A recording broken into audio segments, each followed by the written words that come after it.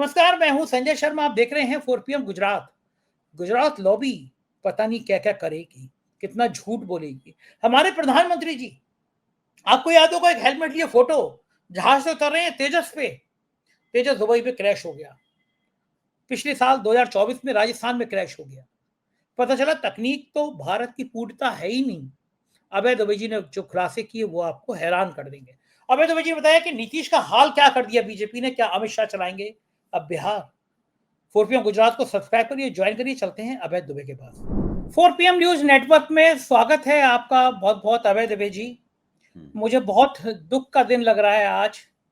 भारत की वायुसेना पर, भारत की सर्विसेज पर, भारत की तकनीकी पर एक बार फिर सवाल खड़े हो गए हैं और पूरी दुनिया में शर्मसार करने वाली स्थिति आई है। दुबई के एयर शो में तेजस विमान, जैसे मोदी जी कहते हैं, पूरी तरह से घरेलू बना हुआ भारत का निर्मित तेजस, वो क्रैश हो गया और बहुत दुखद तरीके से पायलट की मौत हो गई। मेरी पूरी तरह से संवेदना, पूरी तरह से श्रद्धांजलि उस पायलट के प्रति और परिवार के प्रति। बहुत दुखद हादसा हुआ, लेकिन बड़ा सवाल भी खड़े हो गए।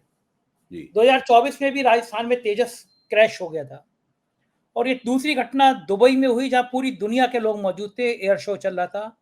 इस विमान के गिरने की पूरी गूंज पूरी दुनिया में सुनाई पड़ रही है। सवाल यह है कि क्या हम लोग एक अपनी तकनीक से एक ऐसा जहाज नहीं बना सकते जो 5 साल में एक बार भी क्रैश ना हो। 2024 में क्रैश हो गया, दुबई में क्रैश हो गया। राफेल के सौदे जब से हुए उस दिन से विवाद। राफेल के सौदे में प्रधानमंत्री जी ने उस शख्स को डाला, अनिल अंबानी को डाला, जो दिवालिया घोषित हो चुका था। बाद में पाकिस्तान के युद्ध के समय में पता चला कि राफेल की जो तकनीकी थी पूरी तरह से फ्रांस ने हमको दी नहीं थी। राफेल का विवाद खत्म नहीं हुआ कि तेजस के गिरने की खबर ने भारत को फिर शर्मिंदा कर दिया। कर क्या रहे हैं हमारी सरकार, हमारे रक्षा मंत्री जी, हमारा पूरा तंत्र? क्या जहाज में तेजस में कमी थी? गिरा कैसे, क्रैश कैसे हुआ? और इसके गिरने के बाद भारत की साख पे क्या वाकई में सवाल खड़े हुए या नहीं हुए? आपका क्या मानना है जी? देखिए, मसला बहुत थोड़ा-सा जटिल है और मैं स्पेशली ये बोलना चाहता हूँ और मेरे पास कहने के लिए काफ़ी कुछ है, क्योंकि जब मैंने दिल्ली में आके पत्रकारिता की शुरुआत की थी, मैं बता रहा हूँ, ये 1982, 83, 84 का जो अवधि थी, उस वक़्त से मैं सवाल के ऊपर तथ्य जमा कर रहा हूँ। रिपोर्टिंग मैंने कई बार की है कि भारत अ, मेन बैटल टैंक एमबीटी बना पाएगा या नहीं बना पाएगा स्वदेशी, और दूसरे लाइट कॉम्बैट एयरक्राफ्ट एलसीए बना पाएगा या नहीं बना पाएगा। इसके ऊपर मैंने काफी काम किया था। अच्छा, अब जब से ये नई सरकार आई है मोदी जी की, तब से इन लोगों ने कहना शुरू किया है कि हम लोगों ने एक तेजस नाम का विमान बना लिया है, जो कि भारत ही नहीं, दुनिया का पहला ऐसा फाइटर जेट है जिसे विकसित देशों में नहीं बनाया है, बल्कि विकसित देशों के बाहर किसी देश ने बनाया है। ये इनका दावा है। इस दावे की रोशनी में ये पूरा का पूरा जो विकसित भारत का इनका प्रपंच है, उसको दिखाते हैं। अच्छा, अब है क्या कि तेजस के गिरने से जो नुकसान हुआ है वो तो अलग है। पहली बात तो मैं भी आपके साथ इस दुख में शरीक हूं कि उसमें वायुसेना के एक पायलट की जान चली गई। दूसरे, मैं इस दुख में भी शरीक हूं कि वायुसेना की प्रतिष्ठा को भी इससे धक्का लगा है। भारत का जो रक्षा उत्पादन का पूरा उद्योग है, उस उद्योग की प्रतिष्ठा को इससे धक्का लगा है। लेकिन आप सोचिए, जिस विमान को ये पूर्ण स्वदेशी कहते हैं, वो उसकी पूर्ण स्वदेशी होने की असलियत क्या है? ये बात सही है, विमान भारत में बना है, लेकिन भारत में तो बहुत सी चीजें बनती हैं। भारत में तो एप्पल का जो वो है वो भी बनता है। बहुत सी चीजें भारत में बनती हैं, तो क्या वो भारत द्वारा बनी हुई मानी जाएंगी, स्वदेशी मानी जाएंगी? एक चीज होती है, इसको कहते हैं पेचकश टेक्नोलॉजी, स्क्रू ड्राइवर टेक्नोलॉजी।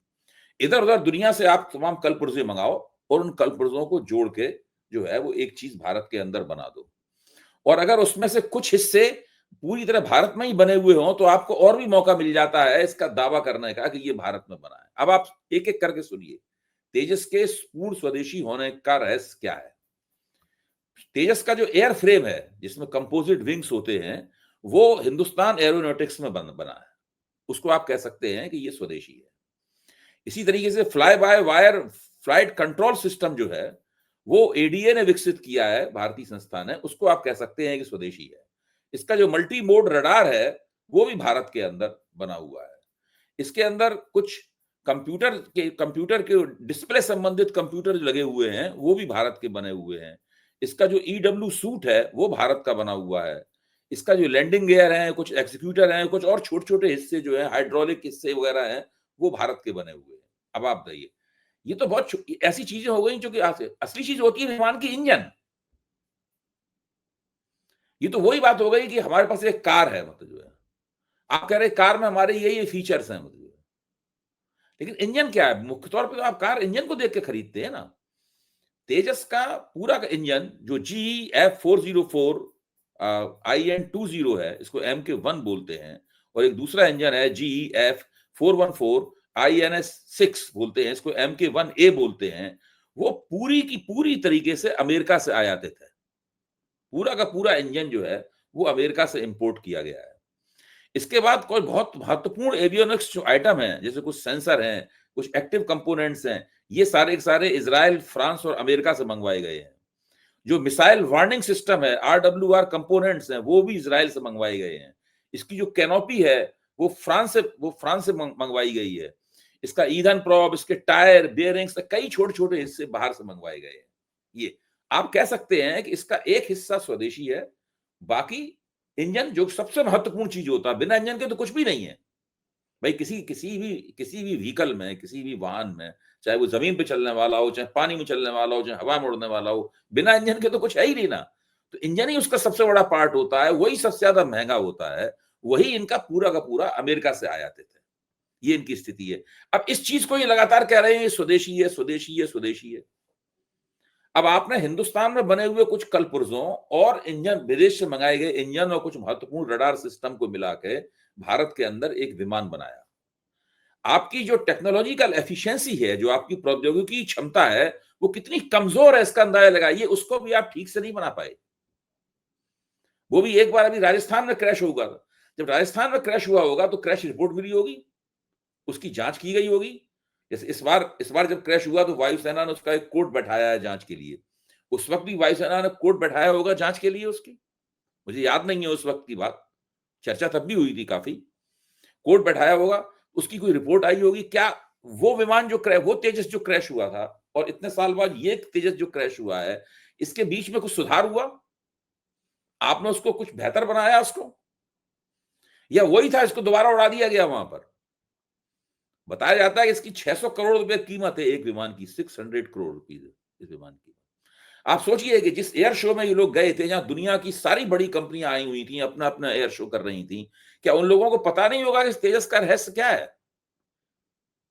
क्या वो लोग भारतीय जनता पार्टी के कार्यकर्ताओं की तरह हैं क्या, जिनका काम केवल ये प्रचार करते रहना है कि ये पूर्ण स्वदेशी विमान है? सवाल स्वदेशी और विदेशी का नहीं है। सवाल यह है कि जो दुनिया के डिफेंस मार्केट में जब अपनी चीज आप बेचना चाहते हैं, वहां पहुंचा रहे हैं, तो उस चीज की क्वालिटी क्या है? लोगों को उससे कोई फर्क नहीं पड़ता कि आपने भारत में बनाया है, कि आपने अमेरिका से इंपोर्ट किया है, आपने कहां से इसका गियर लिया है, कहां से इंजन लिया है, कहां से मिसाइल कंट्रोल सिस्टम है। इससे दुनिया को कोई फर्क नहीं पड़ता। अगर आप एक अच्छी और बेहतर चीज बना रहे हैं तो आपकी चीज बाजार में बिकेगी। लोग उसको, जो आप कीमत मांग रहे हैं और जो चीज की क्वालिटी है, जिसके वहां एक्सपर्ट्स बैठे हुए हैं, वो देख के तय करेंगे। फिर उन लोगों की आंखों के सामने वो विमान गिर पड़ता है जिसकी रिपोर्ट पहले से है कि पहले भी एक बार गिर चुका है। ये भी उन्हें पता होगा, सब कुछ पता होगा उन्हें। अब इससे अंदाजा लगा सकते हैं इन्होंने उस चीज की ठीक से जांच नहीं की, भेजने से पहले सुनिश्चित नहीं किया, कितनी बड़ी दुर्घटना हुई, कितना बड़ा अपमान हुआ। और जो ये जो पूरा पूरा प्रपंच रचा हुआ है ना, कि विकसित भारत, विकसित भारत, विकसित भारत, ये तेजस विमान नहीं ढहा है, मतलब इनका विकसित भारत का प्रपंच ढह गया है। ये स्थिति है इसकी। अब कितना भी इसके ऊपर बताया, मैं इसमें बहुत सारी आपको जानकारियां दे सकता हूं, लेकिन उससे कोई फायदा नहीं है। सारी चीजें बहुत ही तकनीकी किस्म की हैं। आप किसी भी अच्छे किसी वायुसेना के पूर्व अधिकारी से पूछ लीजिए, व्यक्तिगत रूप से, सार्वजनिक रूप से कोई नहीं कहेगा हम लोगों की तरीके से। आप पूछ लीजिए, वो सब लोग बताएंगे कि ये पूरा का पूरा मामला जो है कि इसमें भारत में ये चीजें बनती हैं, भारत में ये चीजें बनती हैं, ये पूरे जो दावे किए जाते हैं, ये इन तमाम दावों की अगर आप जांच करें तो हर दावा जो है, हर दावे के पीछे एक पोल आपको मिलेगी। लिबर्टी कह रहे हैं, मुझे बस 2 मिनट का एक किस्सा याद आ गया कि एक बार एक घड़ी बनाई गई, साधारण घड़ी थी, और एक कंपटीशन रखा गया कि हर देश का व्यक्ति इसमें कोई तकनीकी जो जो उस देश की क्वालिटी होगी वो उसको उपलब्ध कराएगा और देखेंगे कौन देश बढ़िया है। अमेरिका का नंबर आया, अमेरिका ने कहा कि बस ये घड़ी को सूरज के एंगल पे तरफ दिखा दीजिए, 1 सेकंड के अंदर ये चार्ज हो जाएगी। लोगों ने वाह क्या बात है। चीन का नंबर आया, उन्होंने कहा कि अंधेरे में भी चाहे सूरज हो चाहे चांद हो, इधर दिखा दीजिए, हम ये एक पुर्जा डाल रहे हैं, ये चार्ज हो जाएगी। लोगों ने कही तो कमाल की क्रांति हो गई। जापान का नंबर आया, उन्होंने कहा बस हाथ में पहन लीजिए, दिमाग क्या कह रहा है ये बता देगा। लोगों ने कहा अरे यार तो क्या गजब की क्रांति कर रहा है। भारत का नंबर आया, भारत ने कहा घड़ी हाथ में ली और मेड इन इंडिया का मोहर लगा दी, बोले देखिए तकनीक तो हमारी है। तो अपने यहाँ जो आपने कहानी बताई, उस कहानी का भाव यही था कि कहीं की ईंट कहीं का रोड़ा, भानुमति ने कुनबा जोड़ा। अरे भाई कुनबा जोड़ना है जोड़ो। आप इस बात को सोचिए कि भारत के बारे में तमाम दुनिया के लोगों का कहना है कि हैवी मैन्युफैक्चरिंग की बात तो आप छोड़ दीजिए, जो लाइट मैन्युफैक्चरिंग होती है दुनिया में, ऐसा बहुत सारा सामान है जो हल्का सामान होता है, लोगों की रोजमर्रा की जिंदगी में काम आने वाला सामान होता है, उसकी जो मैन्युफैक्चरिंग होती है, भारत उस मैन्युफैक्चरिंग के लिए भी नहीं जाना जाता। चीन में जो आर्थिक कमाल हुआ है, उस आर्थिक कमाल के केंद्र में लाइट मैन्युफैक्चरिंग की रिवोल्यूशन है।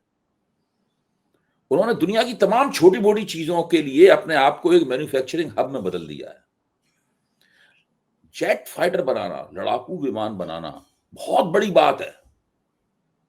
ये लोग करना ही क्या चाहते हैं कि ये लोग बाकी तो कुछ बुनियाद तो अपनी वो ये चाहते हैं कि बिना बुनियाद तैयार किए हुए एक शिखर बना दिया जाए। आप सोच सकते हैं ऐसे विमान, ऐसे भवन की तरफ जिसकी बुनियाद ना तैयार की गई हो लेकिन उसको बना के खड़ा कर दिया गया हो, खूबसूरत गुंबद बना के, तो वो तो एक दिन ढह ही जाएगा। अगर आप आधार तैयार नहीं करेंगे मजबूत, और उसके ऊपर आपने एक आपने ढांचा खड़ा कर दिया जो बहुत खूबसूरत सा ढांचा है, भले आप उसको कोई भी नाम दे दें, वो नाम तो भरभरा के गिर जाएगा उसमें। ठीक बात है। यानी आप जेट फाइटर बनाना चाहते हैं, इससे पहले जो हल्का डिफेंस का सामान है, मतलब आप भारत को हल्के डिफेंस के सामान के मैन्युफैक्चरिंग का हब बना देते, वो एक बड़ी जबरदस्त क्रांति आप कर देते उसमें। उसके अंदर सारी दुनिया भारतीय सामान खरीदती और अपनी फौजों में इस्तेमाल करती। आप सोचिए क्या अच्छा होता, क्या जलवा होता। भारत में राइफलें बनती हैं, भारत की सेना भारत की बनाई हुई राइफलें इस्तेमाल करती है, इसमें कोई शक नहीं। अभी से नहीं, बहुत मुद्दतों से भारत में राइफलें बनती हैं। लेकिन क्या भारत की बनाई हुई राइफलें दूसरे देश इस्तेमाल करते हैं? क्या भारत के बनाए हुए तोप के गोले दूसरे देश इस्तेमाल करते हैं? मतलब बहुत सारी ऐसी बातें हैं जिनके बारे में सोचना चाहिए। अब इन्होंने राफेल का सौदा किया था। राफेल का सौदा करने के बाद में इन्हें पता चला कि राफेल ने बहुत सारे चीजें जो हैं उनका रहस्य इनको नहीं बताया है। इसी तरह अमेरिका इन्हें अपना जो विमान देना चाहता है, जो बहुत ही महंगा विमान है, अमेरिका कहता है कि हम आपको ये सब उसकी बाकी चीजें नहीं देंगे आप। और इनके पास इतनी ताकत है नहीं कि अमेरिका के ऊपर दबाव डाल के ले लें, फ्रांस के ऊपर दबाव डाल के ले लें। फ्रांस के साथ तो इनका बहुत राफेल के सवाल में बहुत झगड़ा हुआ है। यहाँ पे जो राफेल गिरे हैं या गिरा है, मैं नहीं जानता हूँ एक गिरा है कि 2 गिरे हैं। मैं मान लेता हूँ कि एक विमान गिरा है, वो तो हमारे सीडीएस ने भी माना है उसमें है। तो ऑपरेशन सिंदूर के दौरान, तो उसके बारे में जो राफेल बनाने वाली कंपनी है दसों, उससे भारतीय वायुसेना का बहुत झगड़ा चल रहा है। दसों कहना है कि भाई हम जांच करेंगे, अपने आदमी भेजेंगे, हम जो पता अपने जांचकर्ता भेजेंगे जो पता लगाएंगे कि आपके जो पायलट हैं वो पूरी तरह दक्ष थे कि नहीं इस विमान को चलाने में। हम जांच करेंगे कि आपने उसका मेंटेनेंस ठीक किया था, रखरखाव ठीक किया था कि नहीं किया था। तो जैसे ही राफेल दसों ने ये घोषणा की, वैसे ही वायुसेना ने उनसे मना कर दिया कि नहीं, आपकी हम किसी भी टीम को नहीं आने देंगे यहाँ पर। अगर इनके काम में कोई गड़बड़ी नहीं थी तो उनकी टीम के आने की क्या उनको दिक्कत थी? तो बहुत सारा मामला ऐसा है जिसमें हमेशा इनके कामों पे संदेह होता है। ये लोग अपनी कमियां छुपाते हैं, जो खूबी नहीं होती है उसको खूबी बना के पेश करते हैं, फिर उसकी पोल खुल जाती है। पिक्चर भी आ गई थी तेजस की, तस्वीर भी याद होगी, हमारे विश्व गुरु माननीय महामहिम, हमारे सब कुछ मोदी जी हेलमेट लेकर तेजस से उतरते हुए, जब ऑपरेशन सिंदूर हो गया था, पूरे देश के पेट्रोल पंपों पर, चौराहे पर वो प्रधानमंत्री जी की फोटो, वो जो यूनिफॉर्म थी कि तेजस से में बैठने वाले जेट किसी फाइटर प्लेन की वजह से पायलट उतरता है, मोदी जी उस यूनिफॉर्म में थे, हेलमेट हाथ में था। वो तस्वीरें गोदी मीडिया आज क्यों नहीं दिखा रहा तेजस वाली? उस पे चर्चा क्यों नहीं हो रही कि इसीलिए महामानव नहीं हो जी ने रही जो क्योंकि आप उसे गोदी मीडिया कह रहे हैं। है? अगर वहां पे तेजस का ठीक से प्रदर्शन हो जाता और उसमें 4 5 6 या 1 दर्जन तेजस का ऑर्डर मिल जाता है इनको ना, अगर आप सोचिए क्या होता, अगर इनको 1 दर्जन तेजस का ऑर्डर मिल जाता तो कल के अखबार भरे होते इस पे कि भारत ने वहां पे बहुत बड़ा सिक्सर मारा है, और ये खुशी की बात भी होती, मैं तो ये कह रहा हूं। हाँ, अच्छी बात थी, गर्व की बात होती, ठीक बात इसमें है, कोई, बिल्कुल सही बात है। मुझे इसमें कोई शक नहीं। अगर भारत डिफेंस इक्विपमेंट्स बनाने का बहुत बड़ा ठिकाना बनता है, भारत की फैक्ट्रियों में एक बहुत गर्व की बात होगी अगर भारत की फैक्ट्रियों में फाइटर जेट बनने लगे। देखिए, जो विकसित देश हैं, अमेरिका है, फ्रांस है, ब्रिटेन है, चीन है, ये सब लोग जो देश हैं, इन देशों को छोड़कर, जर्मनी है, इन देशों को छोड़कर कहीं भी फाइटर जेट नहीं बनते हैं। फाइटर जेट बमुश्किल तमाम आधा दर्जन देशों में बनते हैं देश, वहीं से सारी दुनिया में बेचे जाते हैं। अगर भारत फाइटर जेट बनाने लगे ना, तो बहुत बड़ी क्रांति होगी, बहुत बड़ा परिवर्तन होगा। लेकिन अब ये अगर इस बात को सच्चाई के साथ करें, मेहनत के साथ करें, पहले एक आधार बनाएं, उसके बाद करें। ये मोदी जी किसी चीज का आधार तो बना नहीं चाहते। भारत की ट्रेनें ठीक हो ना, बुलेट ट्रेन चल जाए, ये भी वही है बिल्कुल बात, कि भारत में जिन ट्रेनों में हम और आप चलते हैं, वो ट्रेनें बढ़िया हो या ना हो, इससे कोई फर्क नहीं पड़ता, बुलेट ट्रेन चल जाए। अभी भी इनकी तस्वीर आई थी कि बुलेट ट्रेन चलाने वाले इंजीनियरों के सामने मोदी जी बैठे हुए हैं, वही लगा के हैट लगा के बैठे हुए उनके साथ बातें कर रहे हैं। 11 साल हो गए सत्ता में, 11.5 साल से बुलेट ट्रेन बन रही है हिंदुस्तान में, बना नहीं पा रहे हैं, तब भी बुलेट ट्रेन का मामला चल रहा है। कोई, मोदी जी की सबसे बड़ी सफलता जानते क्या आपकी? उनकी सफलता ये है कि उनसे जवाब तलबी नहीं हो पाती।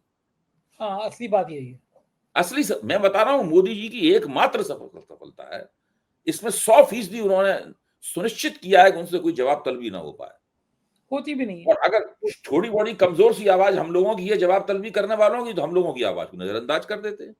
हाँ, कोई परख ही नहीं है, आप अल्लाह सोचिए, परेशान पूरे देश का मीडिया परेशान। एक साथ उनसे जवाब तलबी करे किसी सवाल के ऊपर, तो इन लोगों की क्या हालत होगी? ठीक बात है, हम जैसे लोग करते हैं तो परेशान और करते हैं, कभी ये जांच, कभी वो जांच, कभी चैनल ही बंद। आज मैं 4 पीएम मिडिल ईस्ट की टीम थी दुबई में आज, बता रहे थे बहुत सारे भारतीय थे, बहुत उनको निराशा हुई। हमारी टीम 4 पीएम मिडिल ईस्ट चूंकि बहुत अच्छा चल रहा है वहाँ पे, तो वहाँ पे बहुत लोग दुखी थे इस घटना के बाद।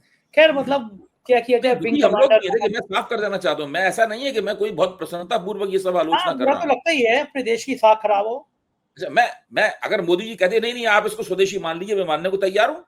मैंने मान लिया, चलिए स्वदेशी था। मोदी जी कह रहे हैं इसको पूर्ण स्वदेशी मानो, मैं पूर्ण स्वदेशी मानने को भी तैयार हूँ। आप भी मान जाएंगे तो हमें कोई दिक्कत नहीं है। प्रश्न ये है कि ये जो चीज पूर्ण स्वदेशी कहकर हमें थमाई गई, जिसका पूर्ण स्वदेशी कहकर प्रचार किया गया, वो बार बार नाकाम हो रही है, और आप अपनी बेइज्जती करा रहे हैं, पूरे देश की बेइज्जती करा रहे हैं। सही बात है, कोई सवाल कोई जवाब नहीं है, बिल्कुल ठीक बात है, एकदम सहमत हूँ। थोड़ी सी बात राजनीति के कर ली जाए। नीतीश बाबू पैदल हो गए, मुख्यमंत्री हैं। गृह विभाग सम्राट चौधरी, एक इतना विवादित नेता जिसकी डिग्री पे विवाद, जिसके संपत्ति पे विवाद, उसको गृह विभाग, यानी पुलिस को जिसको गिरफ्तार करना चाहिए फर्जीवाड़े में, अब उसको पुलिस सैल्यूट करेगी। नीतीश बाबू को पैदल करने की पहली चाल कामयाब हो गई, गृह मंत्रालय 20 साल बाद हट गया। ये आगाज है, ये संकेत है कि आने वाले दिनों में नीतीश की हालत क्या होने वाली है। और नीतीश मान क्यों गए? केवल मुख्यमंत्री पद से मान गए? गृह मुख्यमंत्री के पास गृह मंत्रालय नहीं तो क्या है? बिहार के एक वरिष्ठ पत्रकार जो पिछले 50 साल से बिहार की राजनीति पर निगाह डाल रहे हैं, जब चुनाव परिणाम आए तो उन्होंने पहली बात कही, अब बिहार बीजेपी का हो गया। एक लाइन में उन्होंने कहा बिहार बीजेपी का हो गया। हम लोग ये लगातार कयास लगा रहे थे कि भाजपा जो है वो नीतीश को मुख्यमंत्री नहीं बनने देगी, लेकिन अब आप देखिए, अब निकल के आ रहा है कि सौदा क्या हुआ होगा। आपको मुख्यमंत्री पद चाहिए, आप मुख्यमंत्री बन जाइए, बाकी सरकार पूरी तरीके से हमारे कब्जे में होगी। भाई, किसी राज्य सरकार के पास विदेश मंत्रालय तो होता नहीं है। ठीक बात है, सही बात है। रक्षा मंत्रालय तो होता नहीं है किसी राज्य सरकार के पास में। सबसे बड़ा मंत्रालय तो गृह मंत्रालय होता है और वित्त मंत्रालय होता है। सम्राट चौधरी पिछली बार वित्त मंत्री थे, इस बार वो गृह मंत्री हैं। तो बिल्कुल साफ है बिल्कुल कि इस वक्त नीतीश कुमार की जो प्रतिष्ठा है जनता की निगाह में, उस प्रतिष्ठा का भारतीय जनता पार्टी पूरी तरीके से दोहन कर रही है। और नीतीश कुमार ने, पहले लग रहा था नीतीश कुमार अड़ेंगे गृह मंत्रालय के लिए, इस प्रकार की चर्चाएं भी हो रही थी। अब वो सब बात खत्म हो चुकी है। नीतीश कुमार ने गृह मंत्रालय छोड़ देना मान लिया है और सम्राट चौधरी अब गृह मंत्री हो गए हैं। और गृह मंत्री और उप मुख्यमंत्री वो पहले से ही हैं। गृह मंत्री देखा जाए तो डिफेक्टो चीफ मिनिस्टर होता है। अब एक डिफेक्टो चीफ मिनिस्टर है, इसका नाम है सम्राट चौधरी। एक डिजूरी चीफ मिनिस्टर है, इसका नाम है नीतीश कुमार। एक औपचारिक मुख्यमंत्री है, इनका नाम है नीतीश कुमार, और एक अनौपचारिक मुख्यमंत्री है लेकिन वास्तविक मुख्यमंत्री है, उसका नाम है सम्राट चौधरी। ये बिहार की स्थिति है। नीतीश मान क्यों गए? इतना सरेंडर क्यों कर दिया नीतीश ने? क्योंकि उनको लगता है मुख्यमंत्री बनना ही सब कुछ है। भाई नीतीश कुमार के लिए मुख्यमंत्री बनना ही सब कुछ है। ये तो उनकी बहुत पुरानी समस्या है उनकी। लेकिन राजनीतिक रूप से तो ये नीतीश कुमार चाहते, संजय जी चाहते तो इस बार अड़ सकते थे। देखिए उनकी प्रतिष्ठा जो है, उस प्रतिष्ठा की दम पर, उस प्रतिष्ठा से एनडीए को बहुत फायदा हुआ। एनडीए में एकमात्र नेता था जिसकी जनता के बीच में कोई साख थी, कोई प्रतिष्ठा थी, जिसके नाम पे लोग वोट देना चाहते थे, वो मिले भी इनके नाम पे वोट। ठीक बात। लेकिन देखिए अंततः ये हाल हुआ। बीजेपी ने अपने मन की सरकार बनाई है। और जो सबसे ज्यादा दागी किस्म के जो मंत्री थे, आप सोचिए, दिलीप जायसवाल, हत्या का आरोप है।